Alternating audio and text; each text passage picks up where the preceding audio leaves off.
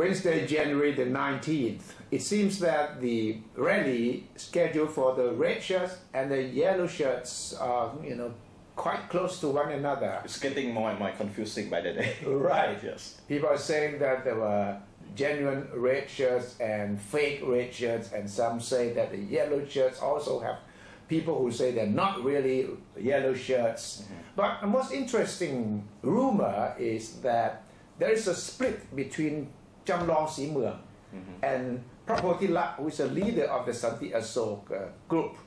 They were quite close together in earlier rallies against the government, against any other establishment unit.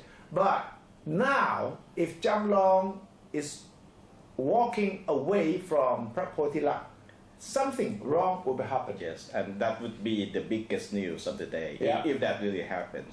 So that's why we made a phone call to Kun CHAMLONG a few minutes ago. Of course, we have to talk to Prapotila later, but as far as we heard from Kun CHAMLONG, he claimed that nothing is happening between them. He said that the fact that he has not shown up to support the Dhamma party army, the Dhamma party army of Prapotila was because the real agenda of the PAD is focusing on January 25th. Okay. He didn't want to just show up before that. That would be a distraction from the main agenda of the PAD. That's his sole reason.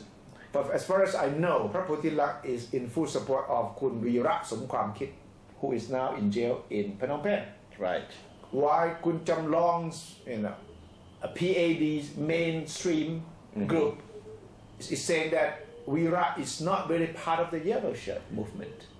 It's very confusing in the yellow shirt movement as of now. Somebody said that CHAMLONG is splitting up with Prapotila because of Kun Chaiwat Sinsawong, who was arrested yesterday. And some say that it's not because of Kun Chaiwat at all, because Kun Chaiwat and Prapotila, there's something happening between themselves also. So it's still very confusing. But as of now, Kun CHAMLONG told us that he has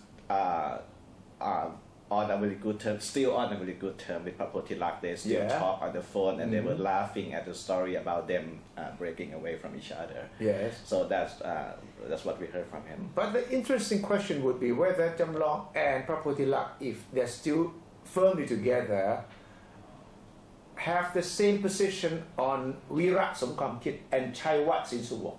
Well, funny because it seems if you look at the demands of the Santi Asok group and the PAD, they have the same demands concerning Thailand and Cambodia.